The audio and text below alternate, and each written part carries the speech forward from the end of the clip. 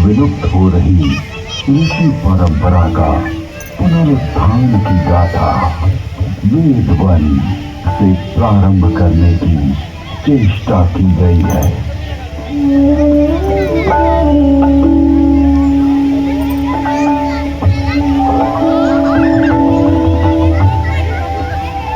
वेद परमपिता परमात्मा की पवित्र वाणी है, जो सृष्टि के प्रारंभ में मानव मात्र के कल्याण के लिए अग्नि, वायु, आदित्य, अंगिरा इन 4 ऋषियों के पवित्र अंतःकरण में उद्भूत हुई।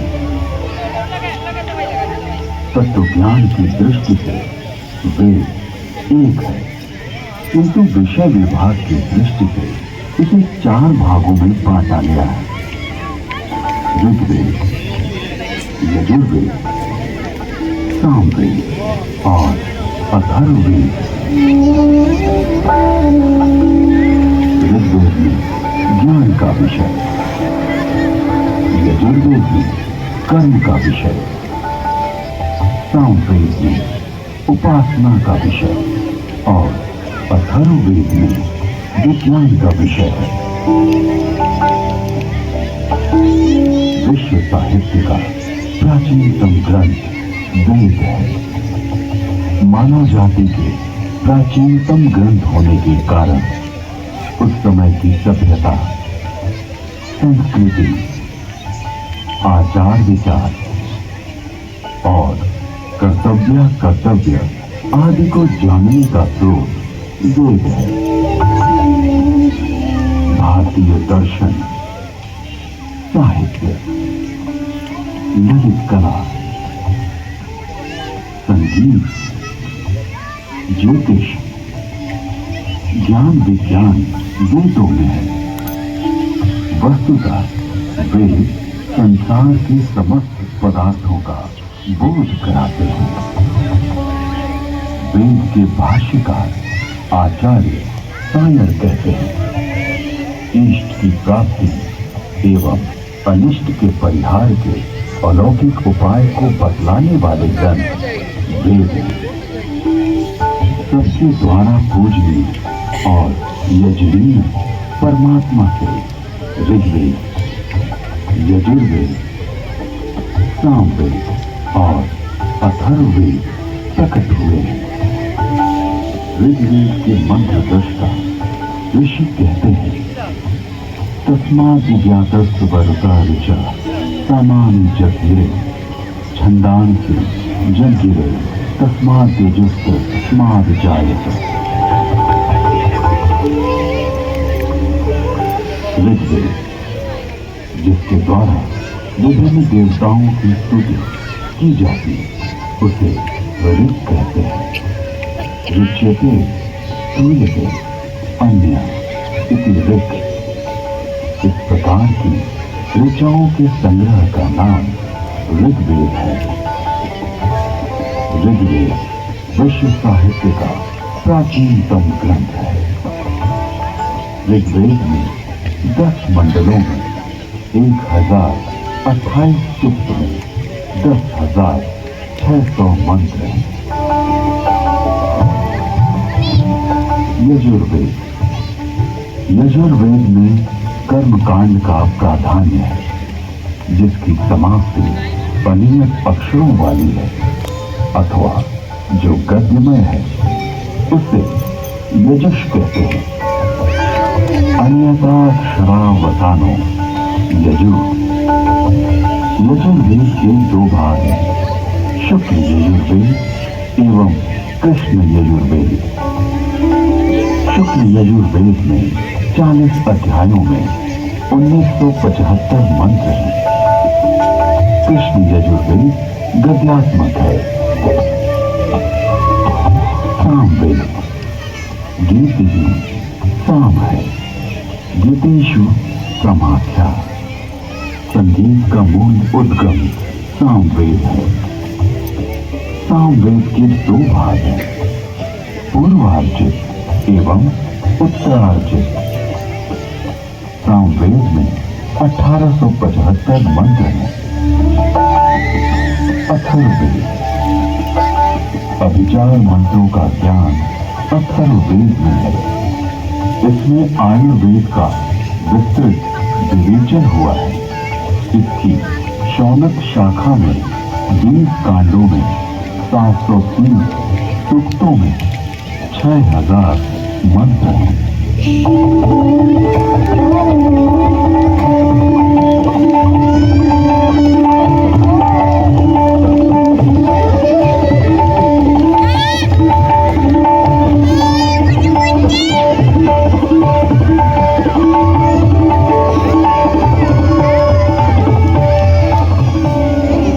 प्राचीन काल में वेद श्रुति परंपरा से अक्षुण्ण रहे।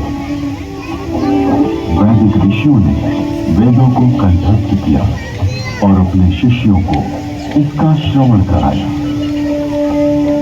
शिष्यों ने सुनकर वेदों को कंठस्थ किया और उन्होंने अपने शिष्यों को सुनाकर कंठस्थ कराया। इस प्रकार श्रुति परंपरा से वेद अक्षुण्ण बने रहे। वेदों में किसी भी प्रकार की मिलावट न हो सके, इसके लिए वैदिक ऋषियों ने विस्तृत पाठों का निर्माण किया। वेदों में मंत्र दृष्टा ऋषियों का उल्लेख है, जिन्होंने मंत्रों का साक्षात्कार किया। इस परंपरा में सप्त ऋषियों का विशेष महत्व बतलाया गया है। सप्त ऋषियों का वैशिष्ट्य उपनिषद एवं पुराणों में मिलता है। ये 7 ऋषि हैं: वशिष्ठ, विश्वामित्र, जमदग्नि, भारद्वाज, अत्रि, गौतम, अगस्त्य। वेदों में अनेक ऋषिकाओं का भी उल्लेख है। इन ऋषियों की परंपरा का अनुपालन करने वाले ऋषियों ने भी इन्हीं नामों को धारण किया।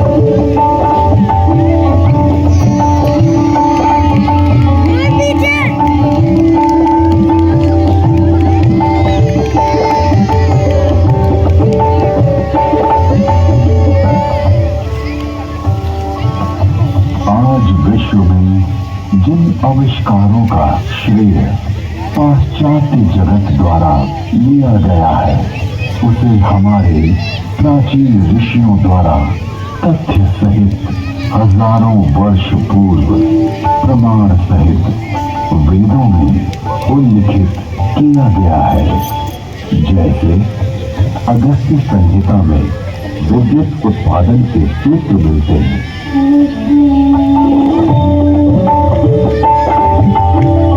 एक मिट्टी का पात्र लें, उसमें ताम्र पट्टिका कॉपर शीट डालें तथा शिखग्रीवा कॉपर सल्फेट डालें। फिर बीच में गीले काष्ठ 500 व सॉल्डर लगाएं। ऊपर पारा, मर्क्यूरी तथा 10 लोस्ट जिंक डालें। फिर तारों को मिलाएंगे तो उससे मित्रा वरुण शक्ति इलेक्ट्रिसिटी का उदय होगा।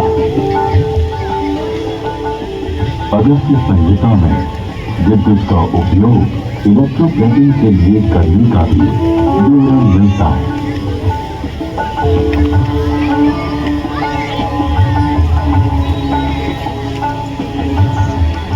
अतः अगस्त्य को कुंभोधव बैटरी बोन भी कहते हैं।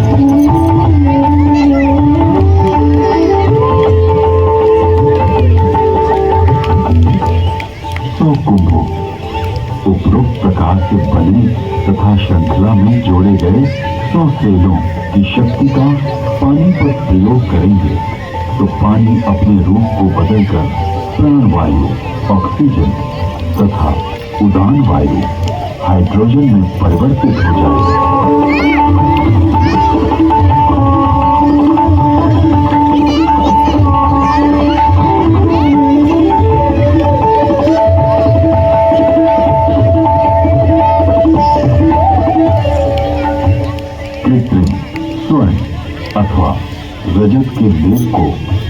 प्रकृति कहा जाता है। लोहे के पात्र में सुशक्त जल तेजाब का घोल इसका सानिध्य पाते ही यवक क्षार सोने या चांदी का नाइट्रेट ताम्र को स्वर्ण या रजत में ढक लेता है। स्वर्ण से लिप्त उस ताम्र को शातकुंभ अथवा स्वर्ण कहा जाता है। विद्युत दान, आधुनिक नौका चलन और विद्युत वहन, संदेश वहन आदि के लिए जो अनेक बारीक तारों की बनी मोटी केबल या डोर बनती है, वैसी प्राचीन काल में भी बनती थी, जिसे रज्जु कहते हैं।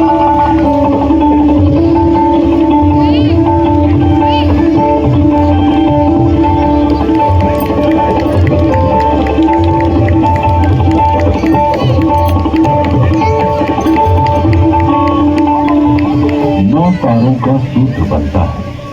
9 सूत्रों का एक गुण, 9 गुणों का एक पाश, 9 पाशों से एक रश्मि और 9, 8, 7 या 6 रज्जु रश्मि मिलाकर एक रज्जु बनती है।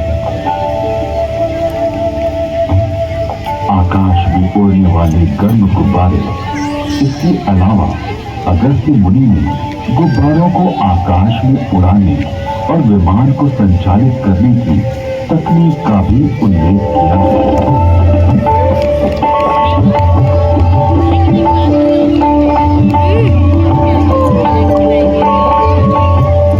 उड़ान वायु हाइड्रोजन को वायु प्रतिबंधक वस्त्र में रोका जाए तो यह विमान विद्या में काम आता है।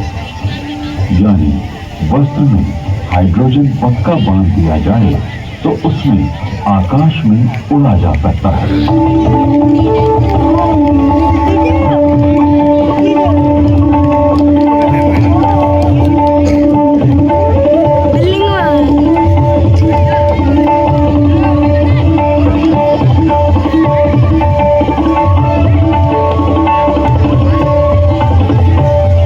विमान वायु पर उसी तरह चलता है जैसे जल में नाव चलती है।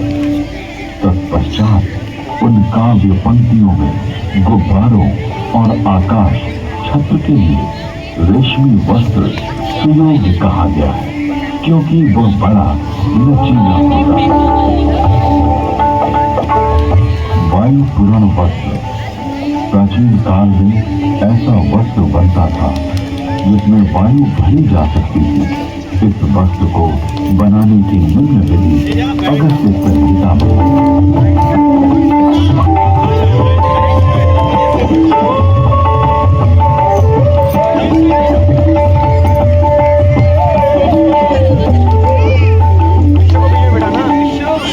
पृथ्वी का सूर्य की परिक्रमा करने का वर्णन ऋग्वेद, यजुर्वेद और अथर्ववेद के मंत्रों में मिलता है।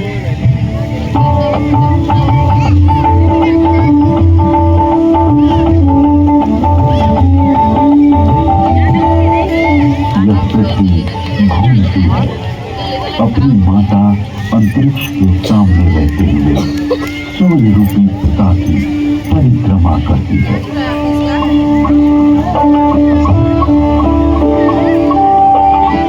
पृथ्वी शह सूर्य कृष्ण की प्रदक्षिणा करती है। ऋग्वेद में जल की उत्पत्ति यानी H2O का उल्लेख है।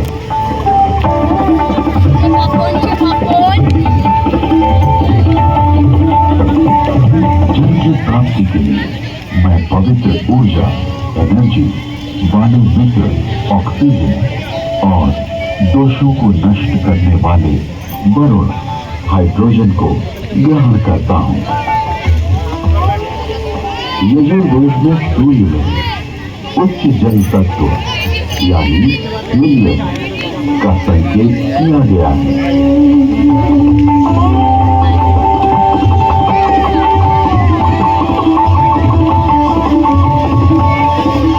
उच्च शक्ति से युक्त हाइड्रोजन जो कि हीलियम के रूप में है, सूर्य में है। सूर्य के चारों ओर गैसों के समूह का उल्लेख ऋग्वेद में है।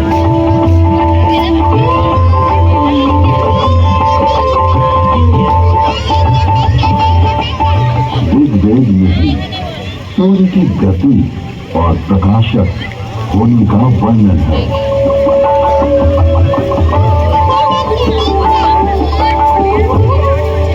हे सूर्य, तो ऐसे वेद से जो कि मनुष्य के ज्ञान से बाहर है, सबको दिखाई देता हुआ सदा चलता रहता है।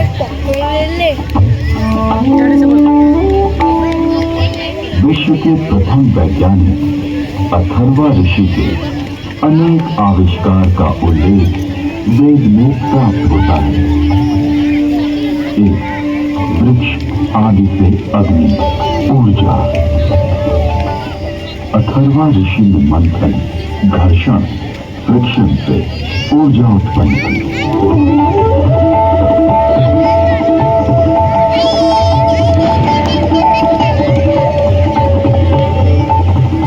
अरन नामक वृक्ष की लकड़ी में अग्नि,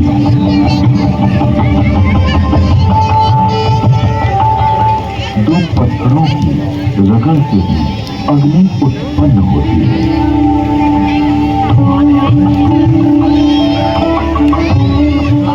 दूसरा, जल मंथन से अग्नि, हाइड्रो इलेक्ट्रिक, हाइडल।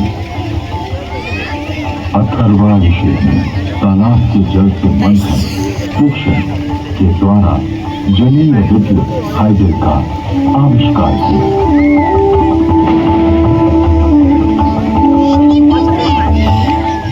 तीसरा, भूगर्भीय अग्नि, पुरुष अग्नि, ऑयल एंड नेचुरल गैस।